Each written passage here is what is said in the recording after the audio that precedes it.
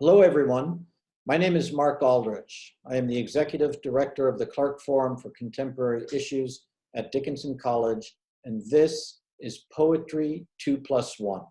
Our guest today is Adrienne Su, the poet in residence here at Dickinson College and a critically acclaimed poet in her own right, whose fifth poetry collection, Peach State, will be published by University of Pittsburgh Press in the spring of 2021. Her work appears in several anthologies, including Best American Poetry, and quite relevantly for today, two anthologies of poetry on food, The Hungry Ear and Vinegar and Char.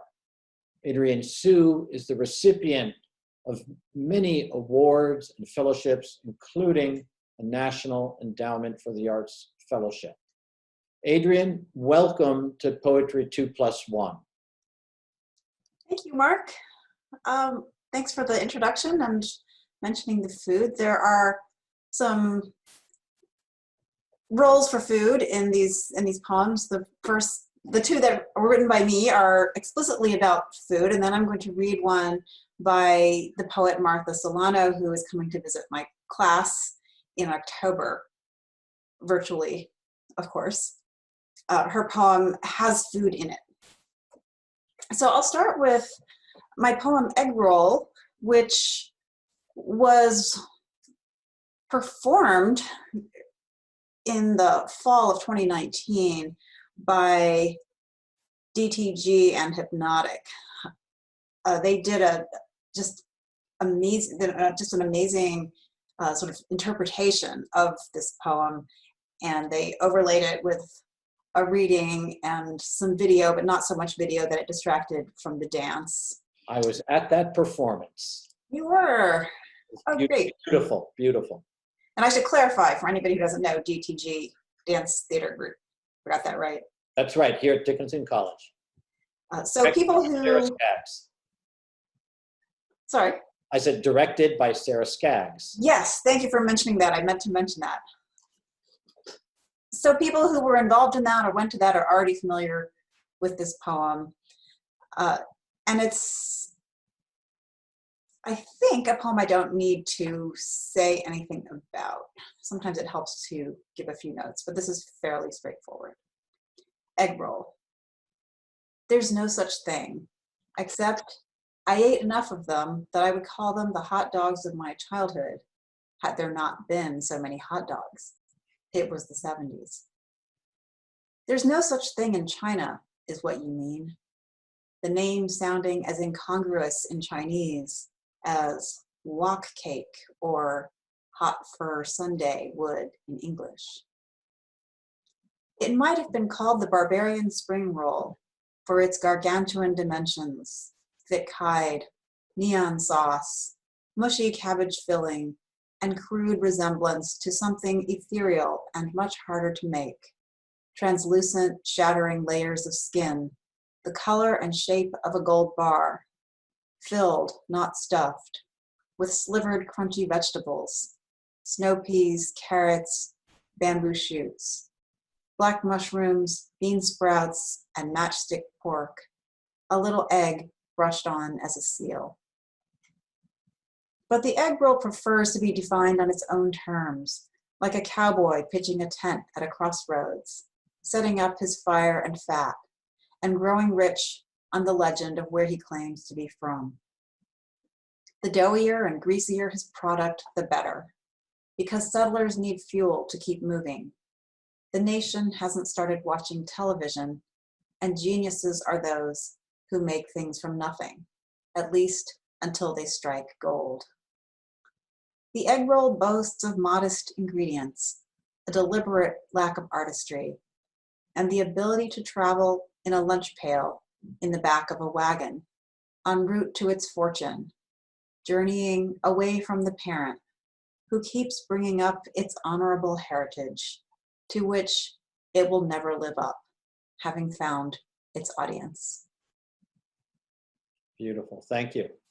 Thank you, Mark. The other poem of mine that I'll read is called White Rabbit, and this probably does require a little bit of discussion, just a little bit. White Rabbit is a Chinese candy that looks a little bit like a Tootsie Roll, except it's white. The wrapper has a rabbit on it and a kind of image of an artist's palette behind the rabbit. And I have no idea, and I don't know anybody who knows why there's an artist's palette behind the rabbit. The detail to know about it is that the candy itself, inside its paper wrapper or wax paper or whatever that kind of candy is wrapped in, is a translucent layer of rice paper. So people who aren't familiar with it think you're supposed to peel off the rice paper. So you know who's an insider, by who tries to take off the inside wrapper. Let's see, is there anything else?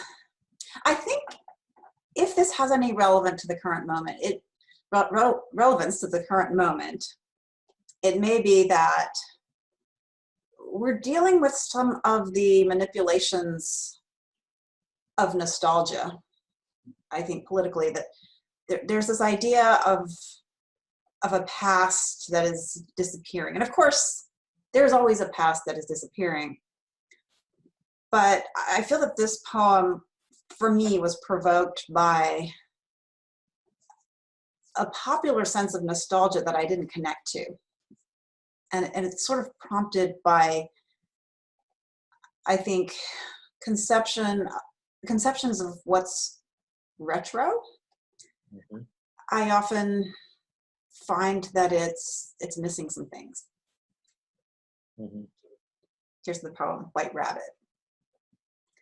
It will never appear in the retro candy store among Fifth Avenue bars and now and laters, evoking both absence and presence. Yet it made many cameos in the past at the homes of certain friends, the ones with connections. Like Botan rice candy, but packed with no toy, it gestured to insiders, eat the clear wrapper. Inconspicuous in a lunchbox, it still got noticed, but with less coldness than greeted haw flakes. Who could mistake sweet milk and vanilla for a foreign invader? Assimilation should have been an option for White Rabbit, its artist's palette as inexplicable as the comic strip in Bazooka Gum, but it gained no traction, except at the margins, where suspicion failed to flourish, the obvious purpose being sugar. Its three characters, big, white, rabbit, bearing no implicit communist leaning. At New Year gatherings, big bowls of them invited everyone to acknowledge their rarity outside the festivities, but meanwhile take handfuls as if they were plentiful.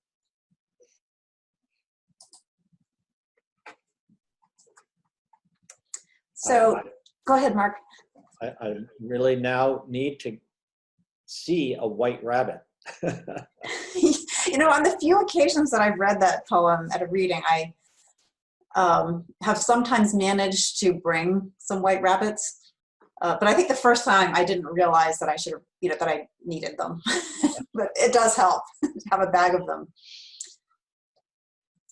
So now I'm going to read a poem by Martha Silano. Here is one of her books, who is a wonderful poet who really has a spirit of playfulness with language and a lot of humor with always underlying seriousness. And I wanted to read a poem by her called Questions for Your Shadow. It's got food in it. It's not explicitly about food. One reason I was drawn to this poem right now is that it feels sometimes as if we're spending all our time alone, and you're kind of looking at things you didn't notice before. Mm-hmm. Your shadow, maybe, in place of all those people who used to be in the room with you. Questions for your shadow. Who is she? Do you agree? Does she come from the pit or the surface epidermis? Who buried her? Is she more like an olive or a caper?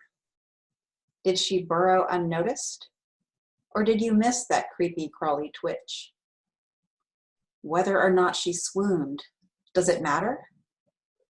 Was she the wasabi pea of faux pas? Did she travel to places like Tasmania before the native snakes were gobbled up by cane toads? When it began to rain, how did she greet the leeches? Is she bitter? Is she precise? Toasted or raw? Was she willing to gift her left ear to a friend? Is her face a jinx? Did she track down mud in the Mojave? Will she get to hell before her father? When the fight is over, will she continue to punch? Will her wolves be sated while her sheep graze? Do mushrooms sprout in her mouth? Does her thief's hat burn? Was she swiped in the nose for asking, kicked for being alive? Did he catch her like a fly in his fist? Did they spoil her with butter and limes? How could they not catch her like wind in a net? Fantastic. That's really evocative. Adrienne, thank you so much for joining us with It's Poetry my pleasure. 2+1. As you were ending that reading, I was thinking 100 years from now, when people are thinking about, or not even 100, not that far in the future, if it's not, it's already happening a little bit. When people mention Dickinson College, the first thing they're going to think is, oh, that's where Adrienne Su wrote. Well, thank you for thinking that, Mark. Well, whenever I read that, the little tag after your name in poetry context, poet in residence at Dickinson College, it just makes me feel a lot better and privileged to be here. Well, that's very kind of you. Well, we're very lucky. And now more people are going to realize it in our little community and in a wider community. So Thank you so much. thank you and stay well. Thanks, you too.